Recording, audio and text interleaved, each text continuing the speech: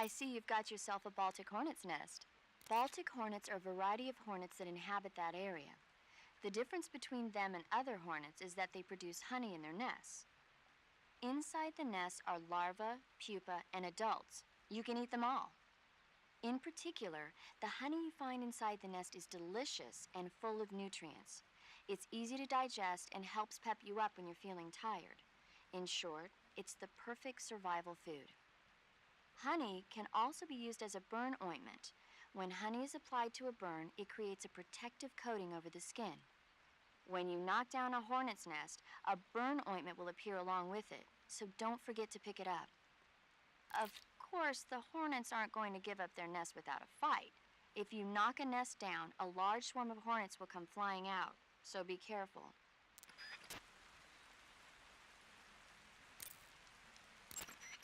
It looks like you've got rid of all the ocelots.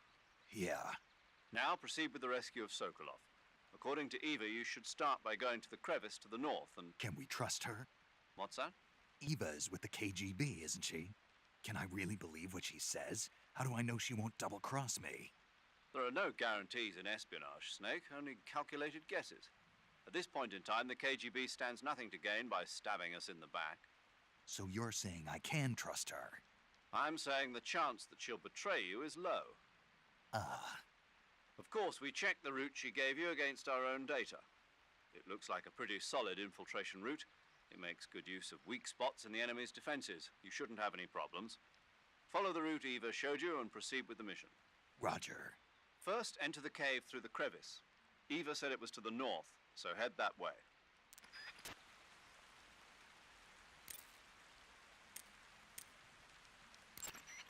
Yo! You're Snake, aren't you? And you're Sigint? None other.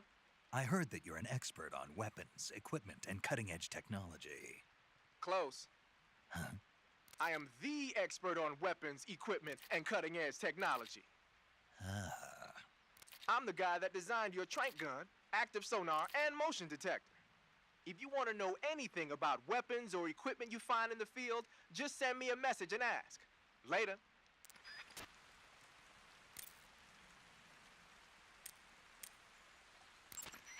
Hey, Snake, remember back at the abandoned factory when you whittled the grip of that 45 down? Yeah, I've never heard of a customization like that before. Why the grip? to fit it with a knife. A knife? You're gonna keep the knife and the gun both at the ready? That's the idea. Why would you want to do that? Sometimes a knife works better in close proximity encounters. So I equip both at the same time. That way I can switch back and forth in an instant. Badass. So that's that. CQC.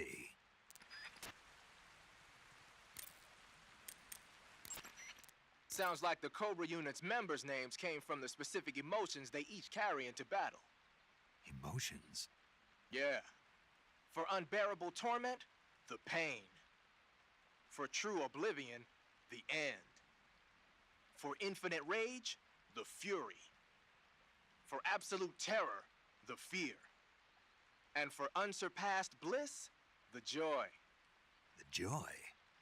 It's another name for the boss, because of the joy she feels in battle, I suppose. Ah. During the war, she had a partner named the Sorrow. Sorrow and joy. They say there couldn't have been a more perfect pair.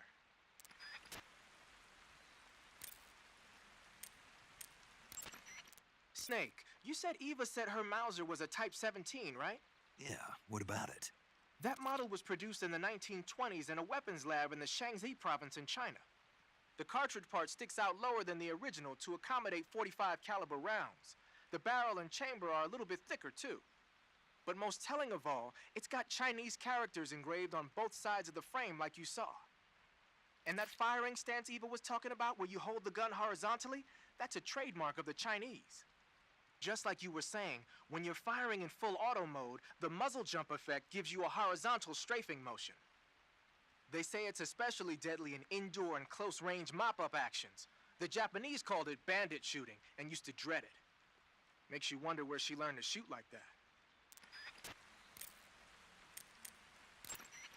You know that army motorcycle that Eva was riding? That's a replica of a German model. A replica? Yeah. After World War II, the Soviets confiscated an entire assembly line from a German motorcycle factory, machines and all. And then they took it back with them and started producing replicas? Exactly. Originally, that motorcycle was designed to be used with a sidecar attached.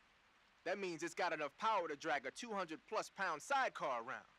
So that's how she could pull off all those crazy stunts. Uh-huh. Of course, it takes a lot of skill to be able to control that much power. That Eva chick is something else. The Davy Crockett's that the boss took with her when she defected are mortars that fire nuclear warheads. They're named after Davy Crockett, the hero who died defending the Alamo in the Texan War of Independence. Remember the Alamo. That's right. The warheads are equivalent to between 10 and 20 tons of TNT. Every building within 150 yards of the hypocenter is completely obliterated. But the warheads the boss had with her were some kind of experimental super bomb. So they're actually even more powerful than that. I don't even want to think about what would happen if she used it again. Snake, you know what you have to do. Yeah, I know. Wearing the leaf pattern camouflage, are you? Leaf pattern is a forest camouflage created to provide cover in woodland areas. Now that our involvement in Vietnam looks set to expand, they're thinking about adopting it for official use. It'll help you blend in, especially well when you're hiding in the bushes.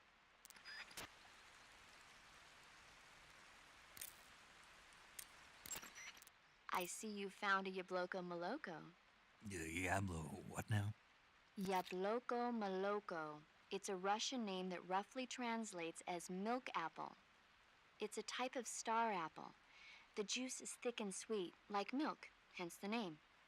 And if you cut one in half lengthwise, you'll see a star-shaped ring radiating out from the center. Hence the star apple. Right. The star-shaped part has a gelatinous texture and is said to be especially tasty. Sounds useful.